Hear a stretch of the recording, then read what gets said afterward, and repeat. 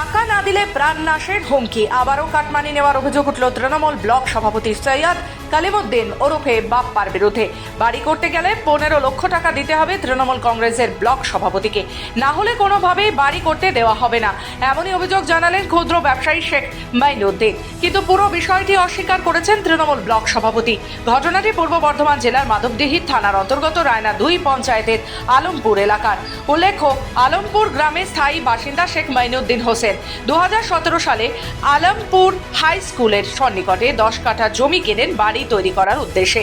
পরবর্তী সময় এলাকার কিছু তৃণমূল নেতা কর্মীরা মোটা অঙ্কের টাকার দাবি করেন, কিন্তু জায়গার মালিক টাকা দিতে নারাজ হলে তার উপর নানান দিক থেকে মানসিকভাবে অত্যাচার করে। কার্যত মঈনুদ্দিন বাবু সাহসিকতা নিয়ে বাড়ি তৈরি করতে নামলে রাতের অন্ধকারে চারদিকে পাঁচিল ভেঙে দেয় এবং 15 লক্ষ টাকা দাবি করেন ব্লক সভাপতি সৈয়দ কালিমুদ্দিন। এই ঘটনায় শেখ মাইনুদ্দিন মাধবদীহি থানায় অভিযোগ দায়ের করেন, পাশাপাশি জেলা পুলিশ সুপারকেও চিঠি করেন। অন্যদিকে বুথ স্তরের বেশ কিছু তৃণমূল কর্মী ব্লক সভাপতির বিরুদ্ধে প্রতিবাদ করায় তাদের প্রাণনাশের হুমকি দেন ব্লক সভাপতি ঘনিষ্ঠ পঞ্চায়েত প্রধান আব্দুল হালিম। পুরো ঘটনার বিষয়টি জানতে গেলে ব্লক সভাপতি ক্যামেরার সামনে কোনো কথা বলতে চাননি। সার্বিকভাবে ব্লক সভাপতির এইরকম কাণ্ডকে ঘিরে অসন্তুষ্ট শেখ মাইনুদ্দিন সহ গ্রামবাসীরা।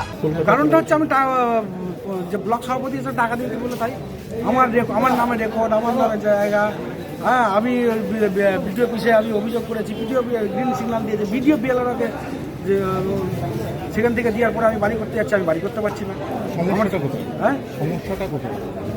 সমস্যাটা কোথায়? সমস্যাটা কোথায়? সমস্যা নাই, ওরা ওনার ক্ষমতা বলে আটকাচ্ছে, টাকা পয়সা, এইটাই সমস্যা। কে আটকাচ্ছে?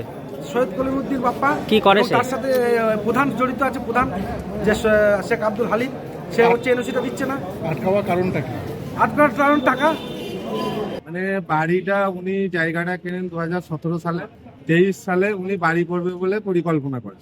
তো 23 সালে উনাকে পারমিশন দেয় বিডিও, উনি পঞ্চায়েত সমিতি থেকে পারমিশন করেন যে কোনো কারণে উনার বাড়িটা, তখন প্ল্যানটা নষ্ট হয়, যে উনি বাড়িটা করেন নাই। আবার উনি তো ব্যবসায়িক মানুষ, ব্যবসায়িক সূত্রে বাইরে থাকে, তো সেই সময় উনি থাকতে পারেননি বলে বাড়িটা করতে পারেননি। তারপর আবার উনি 24 সালে আবার পারমিট করেন, আবারও রায়না 2 পঞ্চায়েত সমিতি উনাকে বাড়িটার পারমিশন দেয়। তারপরে আবার উনি 25 সালে এখন এই বাড়িটা করতে যাচ্ছেন। তো এখন যিনি ব্লকের সভাপতি সৈয়দ কালিমুদ্দিন বাপ্পা, উনি এখন ওনাকে বাধা দিচ্ছেন। কি বলছেন? বলছেন যে জায়গা বাংলাদেশের নাগরিকের, ঠিক আছে, দাদুর সম্পত্তি নাতি কি করে সরাসরি পায়, এইসব ওনার বক্তব্য।